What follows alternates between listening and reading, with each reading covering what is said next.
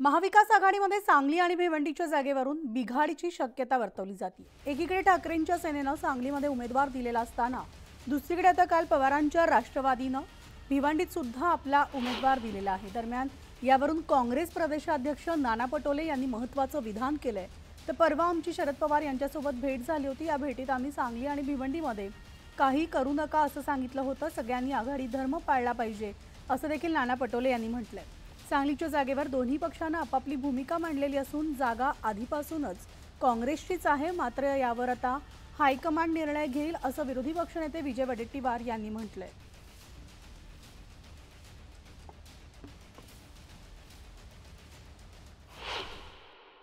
सांगली अनेक मतदारसंघामध्ये जेव्हा आम्ही चर्चेला बसतो तेव्हा एखादा मतदारसंघ काँग्रेसकडे जातो, राष्ट्रवादीकडे जातो, आमच्याकडे, तेव्हा आम्ही दुसरा पर्याय सुचवतो। सांगलीच्या बाबतीमध्ये नक्कीच आम्ही काँग्रेसशी काही पर्यायांसंदर्भात चर्चा केली आहे। माननीय उद्धवजी असतील, शरद पवार असतील, या सगळ्या नेत्यासंदर्भात एक सकारात्मक असं धोरण भूमिका घेतलेली आहे। पण लोकसभा निवडणूक जी आहे सांगलीत शिवसेनाच लढणार। पण काँग्रेस पॉझिटिव्ह आहे, जी पर्याय दिले पाहू ना, आता पॉझिटिव्ह असायला पाहिजे। प्रधानमंत्री कोणाला करायचं?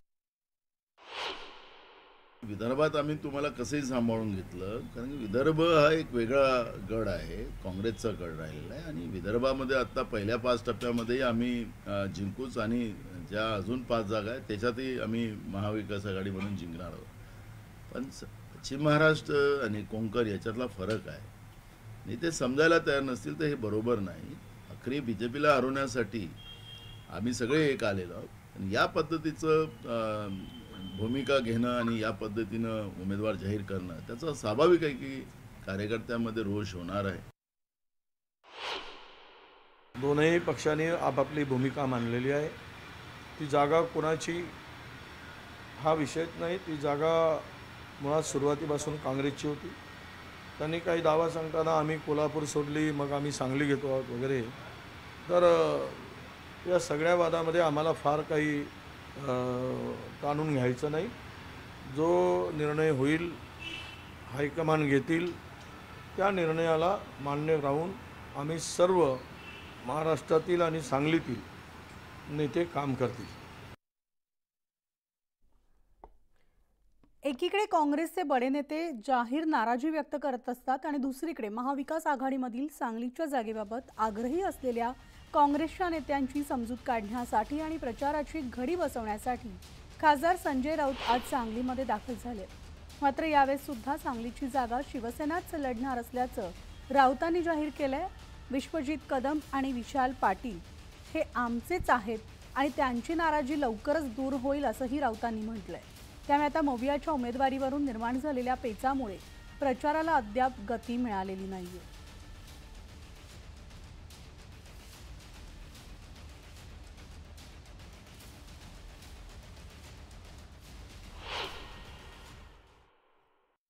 परवा आमचं शरद पवार साहेबांकडे मीटिंग झाली, त्याच्यातही आम्ही त्यांना सांगितले की सांगलीमध्ये काही विदर्भ नाही आहे। विदर्भात आम्ही लाट तयार केली, तुमच्या जो उमेदवारी नव्हते तरी तिथं आम्ही तुम्हाला जिंकून देण्याची व्यवस्था करतो आहे। पण सांगली आणि भिवंडीमध्ये असं काही करू नका, त्याचे परिणाम या पट्ट्यामध्ये होतील हे आम्ही त्या दिवशी सूचना दिलेल्या आहेत। पण आज भिवंडीमध्येही शरद पवार साहेबांनी उमेदवार जाहीर केला, सांगलीमध्ये त्यांनी उमेदवार जाहीर केला, हे आघाडीचा धर्म नाही एवढंच आम्ही म्हणू। आम्ही हायकमांडला सगळा प्रस्ताव पाठवलेला आहे। हायकमांड जो काही निर्णय आम्हाला देईल त्याप्रमाणे आम्ही पुढची वाटचाल करू। आघाडी धर्म सगळेच पाळतायत, तेही पाळतात, आम्ही पाळतोय। आता या सगळ्या चर्चा करण्यापेक्षा कामाला लागलं पाहिजे। आता रामटेक हे आमचा मतदारसंघ होता सिटी, त्यांनी उमेदवार जाहीर केला, आम्ही काय बोललो नाही, त्यांनी केला, आम्ही काम करू त्यांच्या उमेदवाराचं।